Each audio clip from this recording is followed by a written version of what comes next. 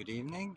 Today is September the 2nd, 2025, and I'm on my way home again. It's not pitch dark, but it's rather a lovely evening, and as you can see, I'm walking by the water. So Helsingfors has a lot of water because it's a what do you call it? It's a city with a harbor. It's close to the Baltic Sea in the south of Finland. So yesterday I was interviewed for a podcast, which will be released probably in a week or so, and I will provide a snippet on my TikTok here with a link so you can watch the interview, and we talk a little bit about food and health and nutrition psychology. And during that interview, I got questions that led me to talk about the mind. Sometimes that becomes a bit technical for some people, so that's why I'm offering masterclasses so I can sort all the details out. But today, on my way to a meeting we have every Tuesday where we practice some arts and having lunch and coffee together, I got this revelatory thought about the brain and the mind. And probably because of the previous interview, I thought, what would happen if I was interviewed and someone asked me about the brain and the mind? So on the way to this session, I have to pause because a lot of dogs passing by here. Not a lot, but a few of them. And there's another one coming, but I will allow them to pass by behind me. So I thought, what would happen if someone would ask me not only about the mind, but about the brain? That would be interesting. So I had some self-talk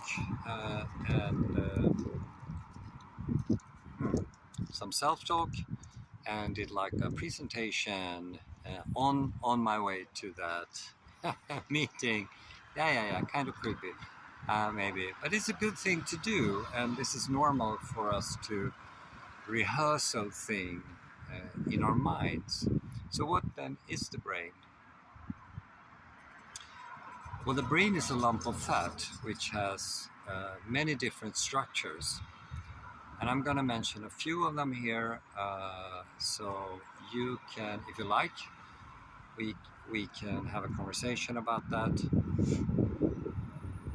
on a live session or something. But first and foremost is the allocortex. This is like the original brain, which we share with most mammals, not necessarily all, but most mammals. And it's where we have motivation, the driver of behavior, and emotions that sort of helps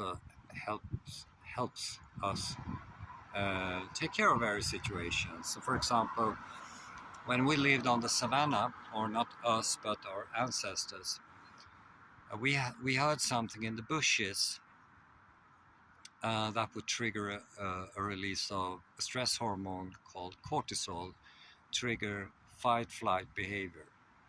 So we didn't reflect, we didn't think, we just, either we were ready to take the fight, but most likely we just ran away. Over millions of years, neocortex have expanded from the occipital lobe in the back and forward.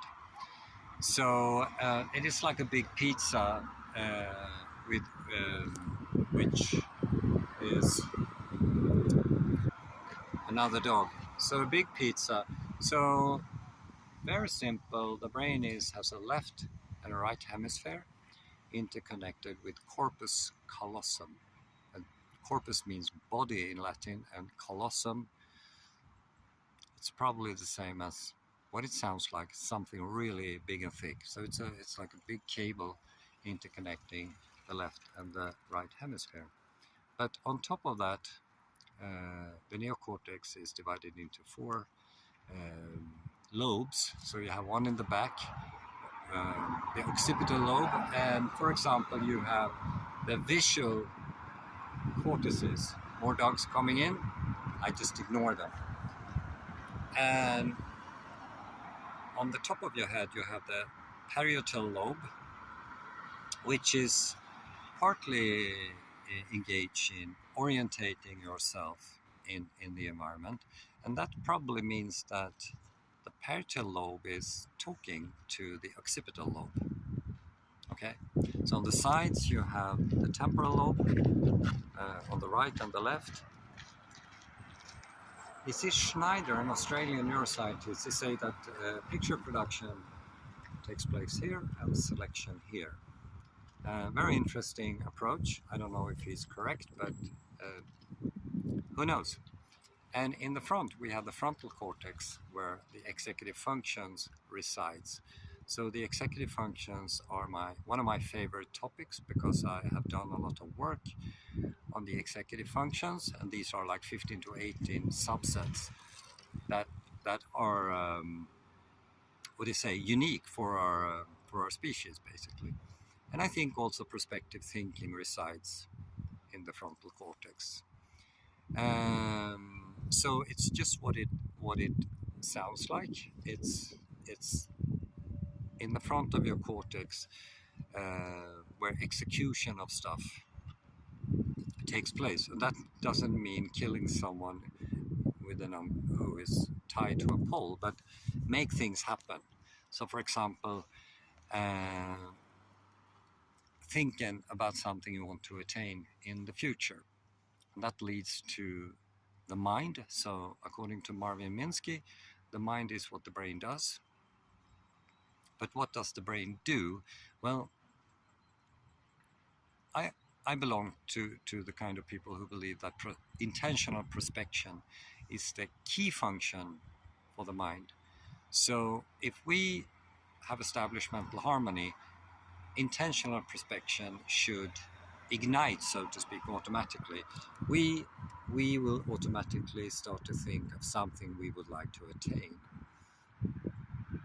But where does the information come from? Well, perception. So the stuff we experience in the present, but also memory. Most people believe that memory is for memories, but memory is not for memories. It's for perspective thinking. And therefore we have semantic information, which is information about facts. 2 + 2 is 4, and Paris is the capital of Germany. Exactly, it's France, we know that. But then we also have episodic memory, and that's a totally different story. So episodic memory is not stable like semantic information. It's not stable over time, and when you recall episodic memory, you don't recall a replica of that information, but instead your mind is constructing information about that event that fits to a specific situation.